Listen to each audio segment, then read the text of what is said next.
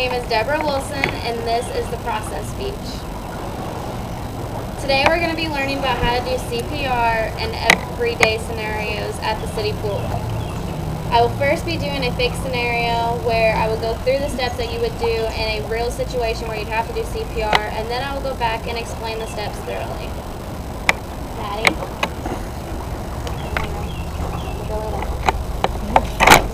This is the real deal.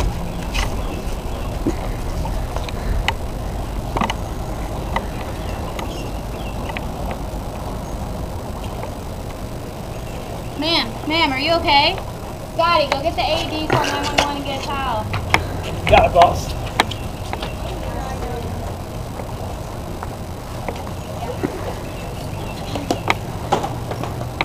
What's going on? This is my friend. I don't know what's the matter. I don't know what's going on. Excuse me, ma'am. I don't know. Natalie, help! Guys, everyone, get back! Get back! That's my friend. I want to know what's going on. Hey!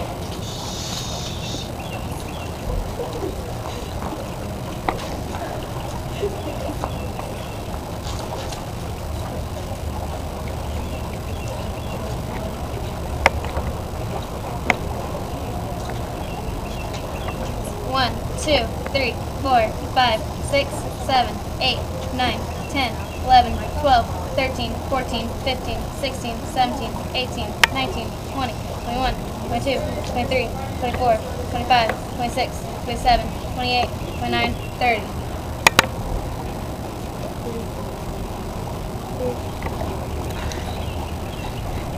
One, 2, 3, 4, 5, 6, 7, 8, 9, 10, 11, 12, 13, 14, 15, 16, 17, 18, 19, 20, 21, 22, 23, 24, 25, 26, 27, 28, 29, 30.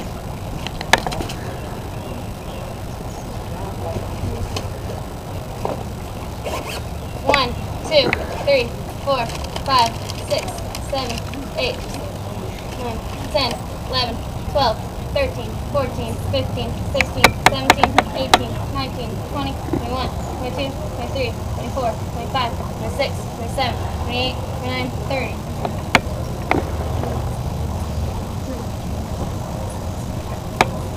Leave the AED there.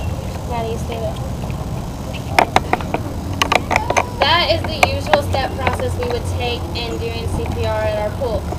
The first thing we would do when we see someone lying unconscious is we're going to look and make sure that the scene is safe. If there's any wires or if there's any water, we need to try to move them so that the scene is safe for the victim and the person who's performing CPR. The next thing we will do is we will tap them to see if there is any response. If there's no response, that is when we will then tell another guard to go call 911 and get what we call the AED and a towel. The reason we have them get a towel is so that we can dry them off when they're wet.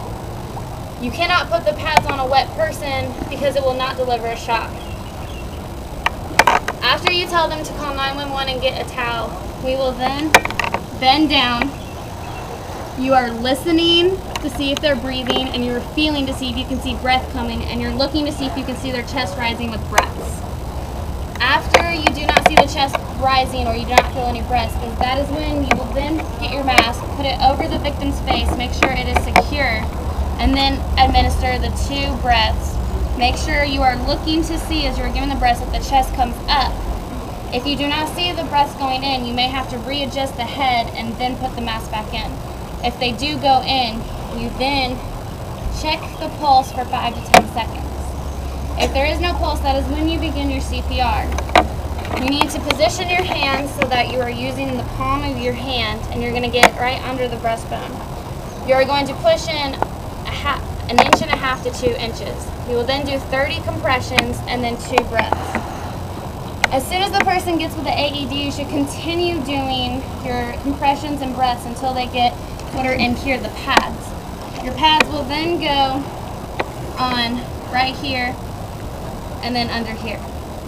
Then you will turn on the AED, and the AED will look and scan, and that's when you need to make sure no one's touching the body. And you need to make sure that the AED is ready to shock. If there is no shock, advise, then you will continue to CPR until personnel comes. The guards that were over here, the people come up asking questions or getting in your way. You need to make sure that they are not in the way of you helping the victim. And you need to make sure you have another guard come over and assess the situation and get the people that are asking questions away. You cannot have other people interfering with what you are doing. The other person who brought the AED, if the AED for some reason does not work, you will then perform two-person CPR. That is when you will have one person doing the compressions and one person doing the breath. After you do 2 rounds of compressions, you will then switch and give the breaths while the other person gives the compressions. I will now allow time for the other people that I work with to do questions and answers. Do you guys have any questions? CPR in the child, you will do somewhat the same way. A child, because they are much smaller, you will only use your first 2 fingers, and you'll still do it in the same area under the breastbone, but you'll only compress between half of an inch to 3/4 of an inch. You will still do 30 breaths to 2 compressions. Now, if you have a second person that comes in, you will then do 15 compressions and 2 breaths, switching after every 2 compressions.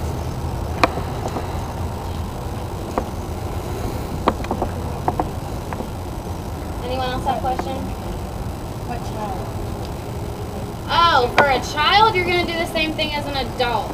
Depending on how big the child is, you may have to not do your compressions so deep. You may have to do them to 3/4 of an inch to somewhere between an inch to an inch and a half, depending on how big the child is. You will still do 30 compressions to 2 breaths, even if you have a 2-person doing CPR. What if you don't need CPR? Is there just something in their mouth? Would you do the same thing? If they are not breathing but they have a pulse, you will then have to look for an object to see if they are choking, and then you'll have to remove the object. You can do that just by opening their mouth, seeing the object. If you see the object, do a pinky sweep and sweep it out with your pinky. If you don't, then just leave it. Thank you everyone for helping, and that is the end of my